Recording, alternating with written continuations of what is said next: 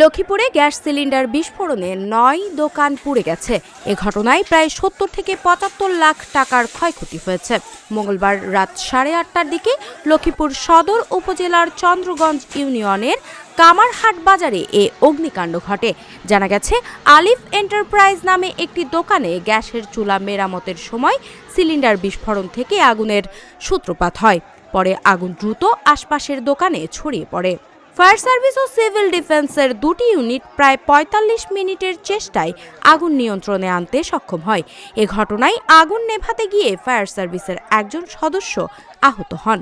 জেলা প্রশাসন জানিয়েছে, ক্ষতিগ্রস্ত ব্যবসায়ীদের আর্থিক সহায়তা প্রদানের নির্দেশনা দেওয়া হয়েছে। 10 নং চন্দ্রগঞ্জ ইউনিয়ন 9 নং ওয়ার্ড অন্তর্গত